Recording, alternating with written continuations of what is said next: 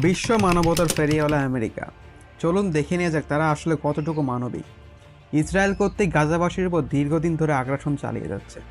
বিশ্ব মানবতার মোড়লরা চুপ করে বসে আছে, কারণ ইসরায়েলের মতো জারজ রাষ্ট্র তাদের বন্ধু বলে। যুদ্ধের ময়দানে তারা কতটা পাশবিক ও মনুষ্যত্বহীনের পরিচয় দেয় আসলে। গত 28 জানুয়ারির 28 তারিখে পশ্চিম তীরের তুলকারেমে ইসরায়েলের স্নাইপারের বুলেটে গুরুতর আহত হয় 7 বছর বয়সী একটি ফিলিস্তিনি শিশু। কয়েকদিন কষ্টে ভোগার পর 7 ফেব্রুয়ারি শিশুটি চিকিৎসাধীন অবস্থায় মৃত্যুবরণ করে। তার একটি ভিডিও আপনাদের সামনে তুলে ধরা হলো।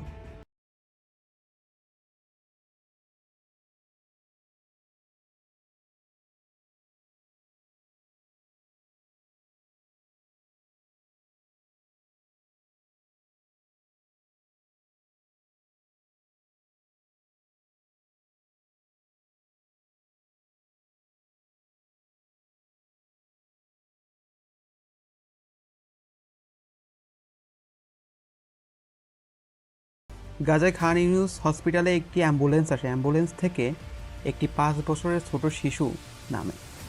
শিশুটির ঘাড়ে একটি ব্যাকপ্যাক ছিল। তাকে জিজ্ঞাসা করা হলে ব্যাকপ্যাকের মধ্যে কী রয়েছে, তিনি বলল, আমার ব্যাকপ্যাকের মধ্যে আমার ভাই রয়েছে। তখন ডাক্তাররা তাড়াহুড়া করে ব্যাগটি খুলে দেখে ব্যাগটির মধ্যে একটি শিশুর খণ্ড খণ্ড দেহ। এবার একটু ঠান্ডা মাথায় চিন্তা করুন তো, তারা আসলে কতটুকু নিষ্ঠুর হতে পারে। গাজা পুরো ধ্বংসস্তূপে পরিণত হয়েছে। গাজার খান ইউনিসের পূর্বে আল জিন্না এরিয়ায় ইসরায়েলের হামলায় ধ্বংস হয়ে যাওয়া মসজিদে ধ্বংসস্তূপের মধ্যে জুম্মার সালাত আদায় করছেন ফিলিস্তিনিরা। সাম্প্রতিক সময়ে যুক্তরাষ্ট্রের প্রেসিডেন্ট ডোনাল্ড ট্রাম্প কংগ্রেসের কাছে ইসরায়েলের জন্য $1 বিলিয়ন অস্ত্র প্যাকেজ অনুমোদনের অনুরোধ করেছেন। এই প্যাকেজে 4700টি 1000 পাউন্ড ওজনের বোমা এবং ক্যাটারপিলার সাজোয়া বুলডোজারের অন্তর্ভুক্ত রয়েছে। এটি যুক্তরাষ্ট্রের বার্ষিক 3.3 মিলিয়ন সামরিক সহায়তার অংশ, যা ইসরায়েলকে ফরেন মিলিটারি ফাইন্যান্সিং প্রোগ্রামের আওতায় দেওয়া হয়। এ প্রস্তাব এমন এক সময়ে এসেছে যখন গাজা এবং পশ্চিম তীরে চলমান উত্তেজনার মধ্যে একটি নাজুক যুদ্ধবিরতি কার্যকর রয়েছে। ট্রাম্প প্রশাসনের এই অস্ত্র বিক্রির প্রস্তাব মানবাধিকার সংগঠন এবং কিছু আইন প্রণেতাদের কাছে সমালোচনার মুখে পড়েছে।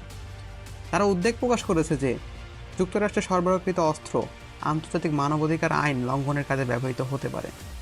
সমালোচকেরা মনে করেন এই ধরনের সহায়তা সহিংসতা বৃদ্ধি করে এবং অঞ্চলে শান্তি প্রতিষ্ঠার প্রচেষ্টাকে বাধাগ্রস্ত করে। এবার ভেবে দেখুন তারা আসলে কতটুকু মানবিক। এই সমালোচনায় ডোনাল্ড ট্রাম্পের কোনো কিছু যায় আসে না।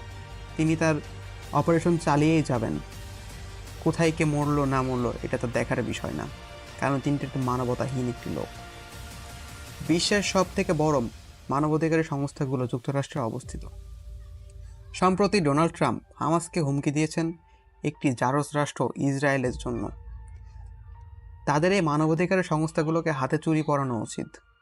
সম্প্রতি একটি তথ্যের ভিত্তিতে জানা গেছে, গাজায় ইসরায়েলি বন্দি বিনিময়ের সময় গাজার নিকটে ব্রিটিশ রয়্যাল এয়ারফোর্সের 2টি গোয়েন্দা বিমান দেখা গেছে। বিশেষজ্ঞরা ধারণা করেছেন যে তথ্য সংগ্রহের মাধ্যমে ইসরায়েলকে সাহায্য করাই গোয়েন্দা বিমানগুলোর উদ্দেশ্য ছিল। এখন প্রশ্ন, তারা আসলে কি করতে চায়, ট্রাম্পের বা উদ্দেশ্য কি? সম্প্রতি একটি ভিডিওতে দেখা গেছে যে মার্কিন প্রেসিডেন্ট ডোনাল্ড ট্রাম্প ইসরায়েলের প্রধানমন্ত্রীর চেয়ারে এগিয়ে দিচ্ছেন।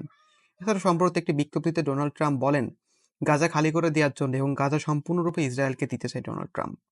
সেখানে ক্ষমতা দখল করতে চায় মার্কিন প্রেসিডেন্ট। এখন প্রশ্নটা আপনাদের কাছে আমি ছুড়ে দিলাম, মানবতা নিয়ে কাজ করে এবং তাদের আসলে উদ্দেশ্য বাই কি, কি তারা মানবতার আড়ালে আরো কত কিছু করে থাকে, তারা আসলে কতটা মানবিক? প্রশ্ন তো আপনাদের কাছে ছুড়ে দিলাম, উত্তরটা দিয়ে দিন।